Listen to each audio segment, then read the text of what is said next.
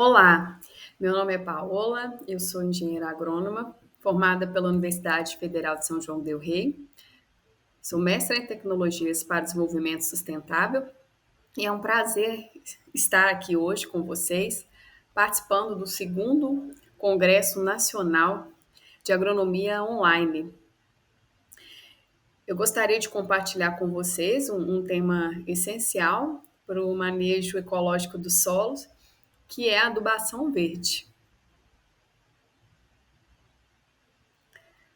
Ao longo de milênios, diversas culturas têm praticado uma agricultura que se baseia na gestão dos recursos disponíveis nas propriedades rurais. E dentre esses recursos, destacam-se os de origem orgânica, como o esterco, os restos de culturas e compostos, que contribuem para a melhoria da qualidade do solo e aumento da produtividade das plantas. Daí, no final do século XIX, essa abordagem agrícola passou por uma transformação devido às descobertas científicas que possibilitaram o uso dos fertilizantes minerais. Isso resultou em um aumento da produtividade, levando muitos agricultores a abandonarem as práticas de adubação orgânica, o que criou um modelo agrícola cada vez mais dependente dos insumos externos às propriedades rurais. E com isso, a introdução de novas técnicas na agricultura, como o uso de agrotóxicos, variedades geneticamente melhoradas e maquinários, ao longo do século XX, foi crescendo cada vez mais. E esse progresso nas indústrias químicas, mecânicas e de melhoramento genético na agricultura ficou conhecido como Revolução Verde. Aí, a partir da década de 70, começaram a surgir sérios problemas devido a essas práticas agrícolas modernas, como a degradação da capacidade produtiva dos solos e a proliferação de pragas e doenças. Isso resultou no empobrecimento dos agricultores, em razão do aumento dos custos de produção, além de uma redução na qualidade dos alimentos produzidos. Diante disso, diversos grupos de agricultores e profissionais do setor rural começaram a propor alternativas mais ecológicas, como a fixação biológica de nitrogênio e a ciclagem de nutrientes, entre outras práticas encontradas no agroecossistemas. E dentre as várias práticas, destaca-se a adubação verde, que envolve o uso de plantas em rotação ou em consórcio com culturas de interesse econômico. Essas plantas podem ser incorporadas aos solos ou cortadas e mantidas na superfície, o que melhora as características físicas, químicas e biológicas do solo.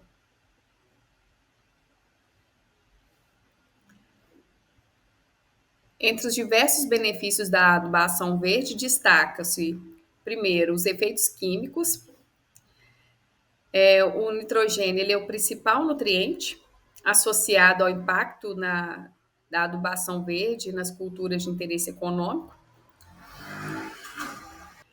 porque as leguminosas elas são plantas mais frequentemente utilizadas como adubo verde, embora outras espécies também podem ser empregadas, graças à capacidade delas de fixarem o nitrogênio do ar por meio da simbiose com bactérias do gênero Rhizópio. E essas plantas, elas podem substituir os minerais no fornecimento de nitrogênio para várias culturas de interesse comercial.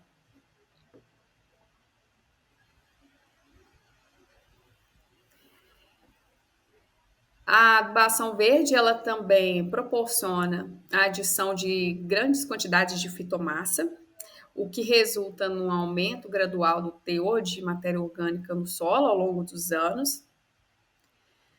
E, como consequência, isso eleva a capacidade de troca de cátions do solo, que vai promover uma maior retenção de nutrientes, minimizando perdas por lixiviação.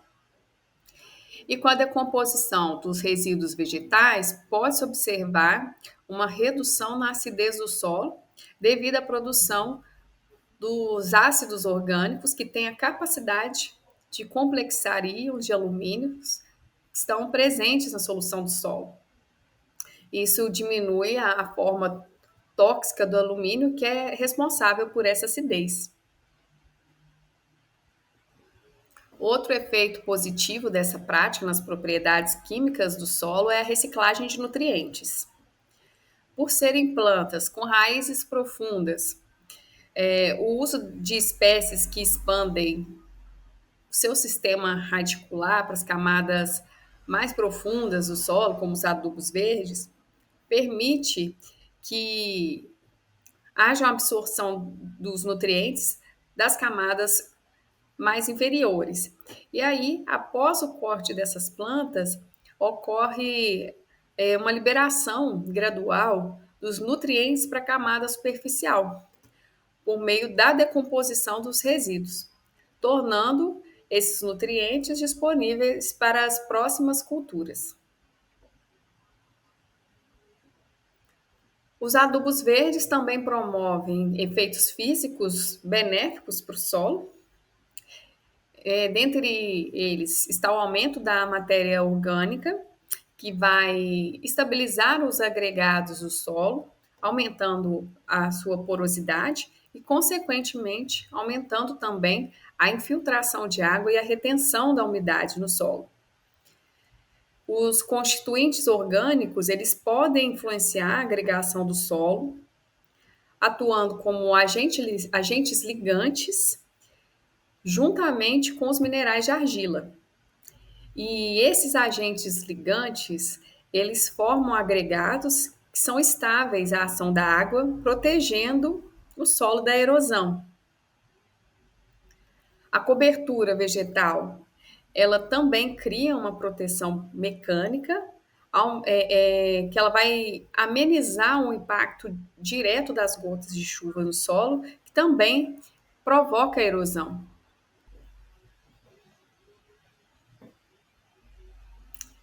Os adubos verdes, eles também atuam na descompactação do solo, que normalmente são compactados pelo uso de implementos agrícolas pesados.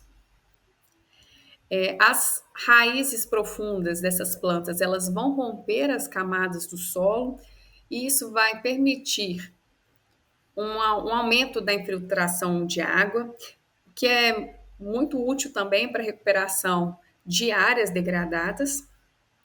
E a manutenção da cobertura vegetal vai permitir ainda uma retenção mais eficiente dessa água no solo, além de reduzir uma oscilação térmica na camada superficial e servir de barreira para o crescimento de plantas invasoras.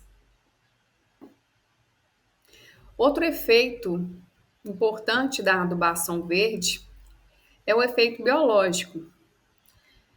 A presença do material orgânico fornecido pelos adubos verdes favorece a atividade dos organismos do solo, já que os seus resíduos servem como uma fonte de energia e de nutrientes.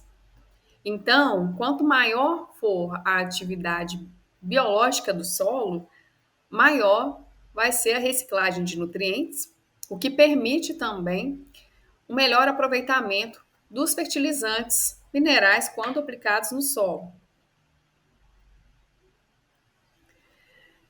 E dentre os organismos dos solos mais favorecidos pela adubação verde, merece destaque as bactérias do gênero Rhizóbio. Essas bactérias que são as responsáveis pela fixação do nitrogênio atmosférico por meio da relação simbiótica com as plantas leguminosas. O nitrogênio que é fixado por essas bactérias é transferido para as leguminosas na forma de aminoácidos, enquanto os carboidratos produzidos por essas plantas servem de fonte de energia para essas bactérias.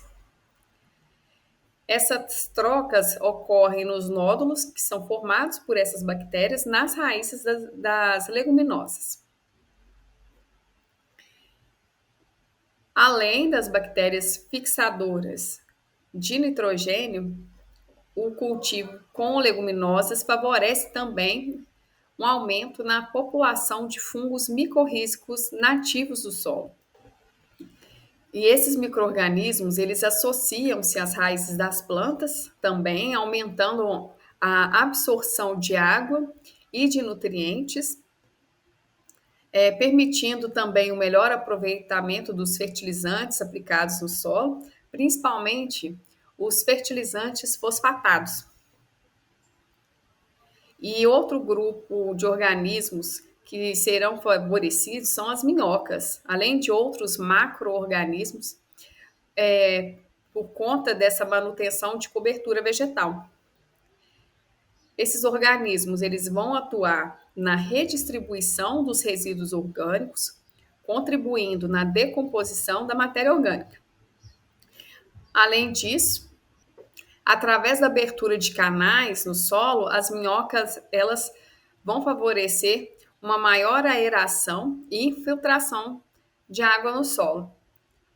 Então, a adubação verde, ela também ela vai ser eficiente no controle de nematóides, pois a decomposição de algumas espécies vegetais no solo libera diferentes substâncias químicas que vão combater esses organismos. E com o aumento da atividade biológica no solo, cria-se também um ambiente de controle natural dos patógenos. Agora eu vou detalhar um pouco mais sobre o processo de fixação do nitrogênio. E vale lembrar que o incremento de nitrogênio no solo pode se dar pela adição de fertilizantes minerais e os fertilizantes orgânicos. Isso se dá pela ação da água das chuvas ou por meio da fixação biológica. A fixação biológica de nitrogênio é um processo que envolve a redução do nitrogênio atmosférico através da enzima nitrogenase encontrada em alguns micro-organismos de vida livre ou que são capazes de associar a certas plantas. Então, a associação entre leguminosas e bactérias do gênero Rhizóbio apresenta-se como uma das formas mais eficientes de acrescentar o nitrogênio do solo. Inicialmente, ocorre a fixação do nitrogênio atmosférico. Algumas bactérias fixadoras do nitrogênio, elas convertem esse nitrogênio atmosférico, que é o N2, em amônia, que é o NH4+. Essas bactérias, elas podem viver no solo ou em nódulos das raízes leguminosas. Em seguida, vai acontecer o processo de amonificação, onde fungos e bactérias decompositores transformam a matéria orgânica em amônia.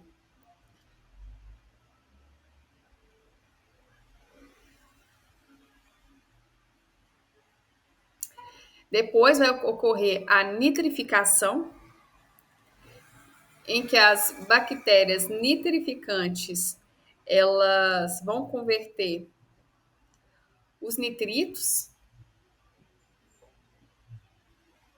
no caso, a amônia vai se converter em nitrito, e outras bactérias convertem o nitrito em nitrato, que é a forma mais absorvível do nitrogênio pelas plantas. Depois ocorre a assimilação, que é o processo em que as plantas absorvem os nitratos e vão transformar eles em proteínas. Os organismos consomem as plantas que vão obter o nitrogênio.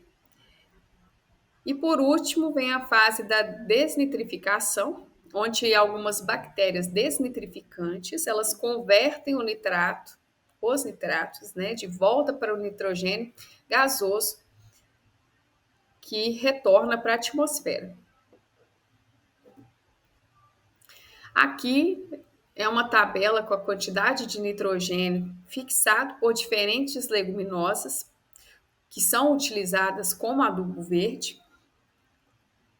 Podemos observar que há grande variação entre as espécies. Por exemplo, o guandu, que é o Cajanus cajan, ele fixa de 37 a 280 quilos de nitrogênio por hectare, sendo uma excelente opção para solos degradados. A Crotalaria juncea, ela pode fixar entre 150 a 450 quilos de nitrogênio por hectare, destacando-se como uma das mais eficientes.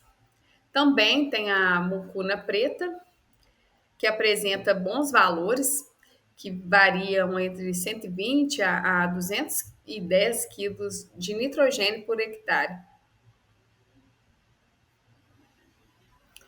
E a relação entre as quantidades de carbono e nitrogênio, que a gente fala que é a relação CN, além dos teores de lignina e polifenóis, podem influenciar na mineralização e disponibilização de nitrogênio para as culturas consociadas ou em rotação. Aí, no caso de resíduos que têm uma relação de CN baixa, né, menor que 25, e possui baixos teores de lignina e polifenóis, apresentam uma rápida mineralização e fornecem grandes quantidades de nutrientes para as culturas. Já os resíduos que possuem uma relação CN alta e altos teores de lignina e polifenóis, vai ter uma decomposição mais lenta, podendo formar uma cobertura morta, estável, que contribua para as melhorias das características físicas do solo. A época do corte das leguminosas também influencia na decomposição dos resíduos adicionados ao solo. No caso, na fase de floração, essas plantas elas acumulam uma maior quantidade de nitrogênio. Dessa forma, recomenda-se fazer o corte das leguminosas durante a floração, quando o objetivo do produtor for fornecer nutrientes para as outras culturas subsequentes, né? Ou em consórcio, no caso. Por outro lado, quando essas plantas elas são cortadas após a produção de sementes, elas contribuem mais nas melhorias das características físicas do solo. Agora eu vou falar um pouco sobre o comportamento ecofisiológico dessas plantas. Cada espécie vegetal apresenta exigências específicas quanto à fertilidade do solo e ao clima. Então, dessa forma, é importante fazer a escolha das plantas mais adequadas para adubação verde, a partir das condições dos solos e do clima de diferentes regiões. Então, diferentes espécies leguminosas são listadas de acordo com o seu comportamento em vários ambientes. Temos as leguminosas que são mais adaptadas às baixadas úmidas, como a centrosema e o kudzu. Temos também as leguminosas que são mais adaptadas às condições de fogo, onde também entra a centrosema, o ciratro e a soja perene. Aqui temos leguminosas que são adaptadas mais às condições de frio, como exemplo a ervilhaca, o trevo branco e o trevo vermelho.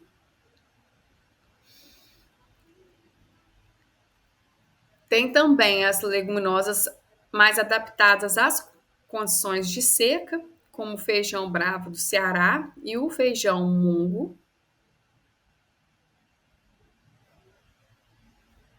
Aqui são exemplos de leguminosas adaptadas às condições de sombreamento, no caso também do cúdzo e o trevo branco, e o feijão de porco.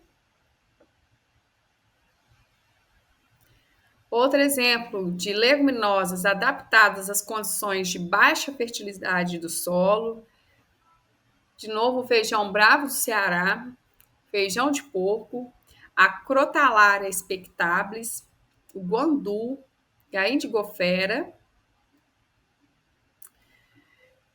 Então, resumindo isso tudo, a seleção de leguminosas para adubação verde envolve entender o hábito de crescimento dessas plantas que serão escolhidas, se ela vai ter um porte ereto, se ela vai ser mais rasteira, se ela vai ser mais volumosa, porque isso influencia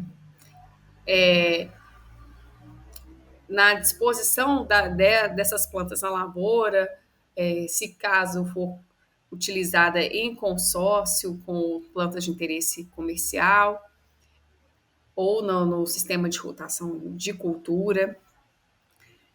Ficar atento à época de semeadura dessas plantas, ao ciclo de crescimento, se vai ser uma planta mais perene, se vai ser uma planta de crescimento anual.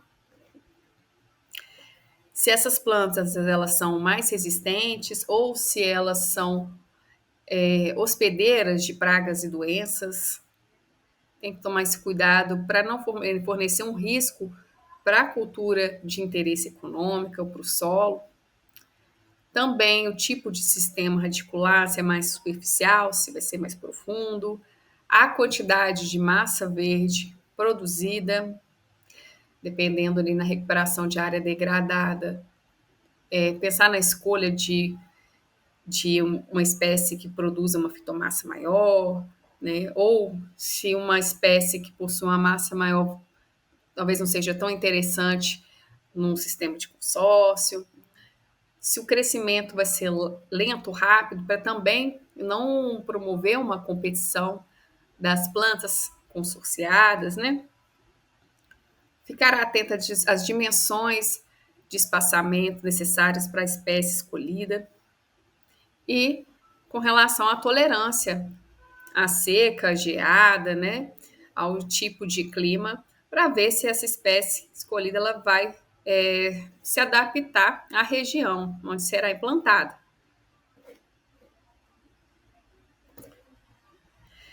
Como eu já disse, então, na escolha das leguminosas, deve-se levar em consideração o hábito de crescimento dessas plantas, porque algumas podem apresentar um comportamento mais ereto, outras mais rastejantes e outras mais volúveis, né? E isso interfere quando são plantadas em consórcio com outras culturas, né? Por exemplo, uma leguminosa trepadeira, ela exige cuidados para não prejudicar o crescimento da cultura em consórcio.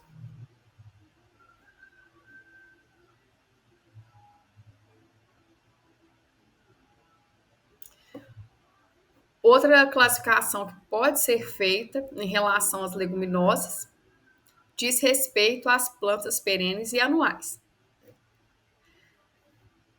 No caso das plantas perenes, elas são capazes de rebrotar após a realização de uma poda, enquanto as anuais, elas não apresentam essa capacidade de rebrota.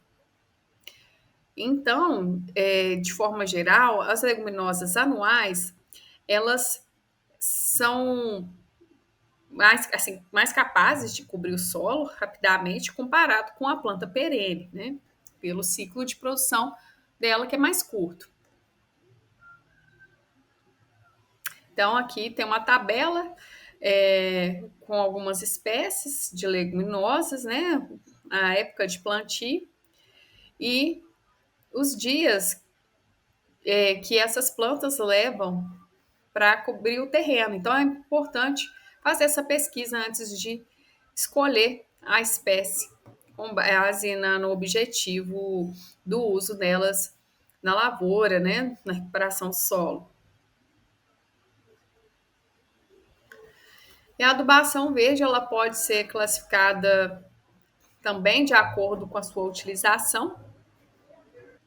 Tem a adubação verde de primavera, verão, em que o cultivo solteiro, que consiste no plantio dos adubos verdes no período de outubro a janeiro, onde ocorrem as chuvas mais intensas e altas temperaturas que auxiliam na produção de grandes quantidades de massa verde.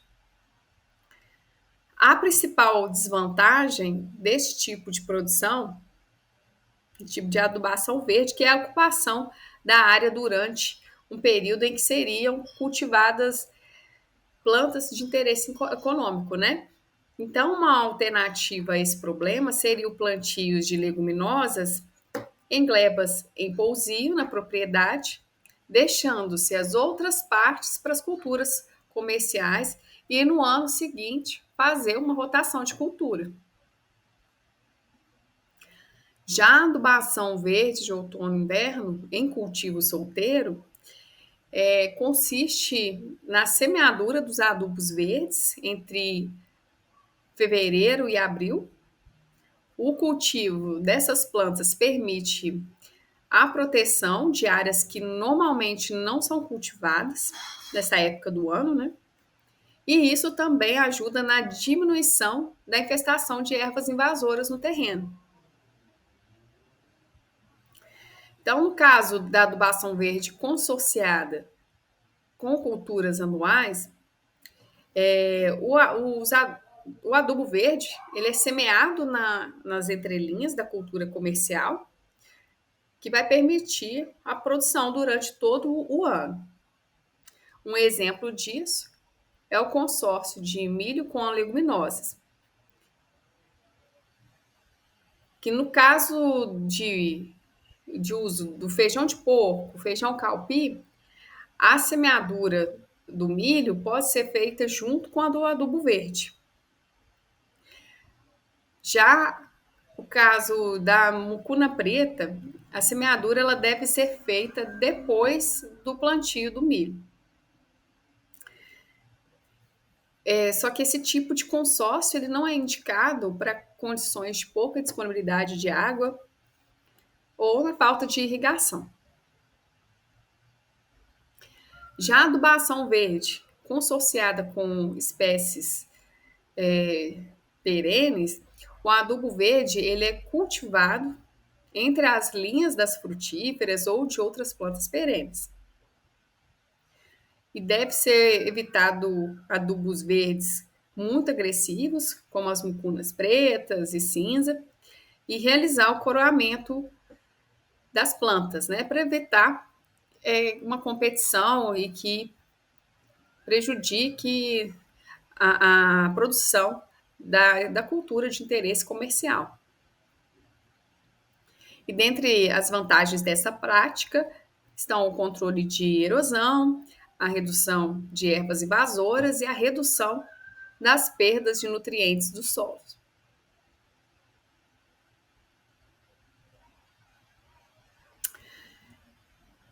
Encerrando a nossa palestra, quero deixar aqui as considerações finais. Dizer que a adubação verde ela consiste numa prática capaz de manter a fertilidade do solo, colaborando para um aumento da produtividade agrícola. A fixação biológica em leguminosas, elas contribuem no fornecimento de nitrogênio para as outras culturas, o que possibilita uma redução nos custos de produção. Deve ficar claro que as respostas não são imediatas, os benefícios oriundos da adição de matéria orgânica ao solo são percebidos a médio e longo prazo, porque tem que esperar todo o crescimento dessa planta, até fazer o corte e a decomposição desse material vegetal, isso leva um tempo. A diversificação de espécies utilizadas como adubos verdes é importante, né?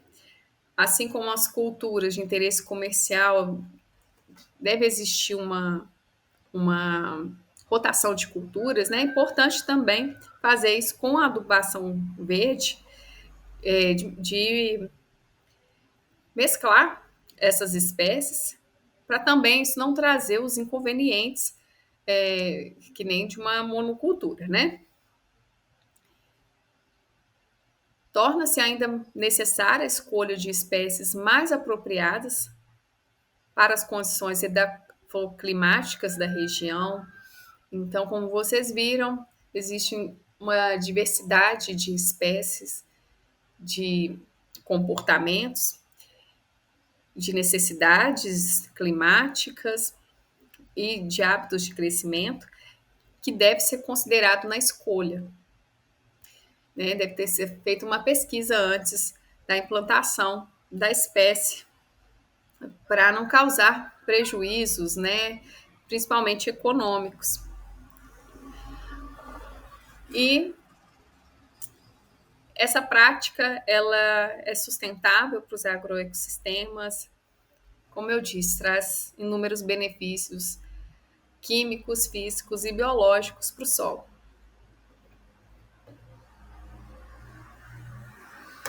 Aqui estão as referências utilizadas para a produção desse material.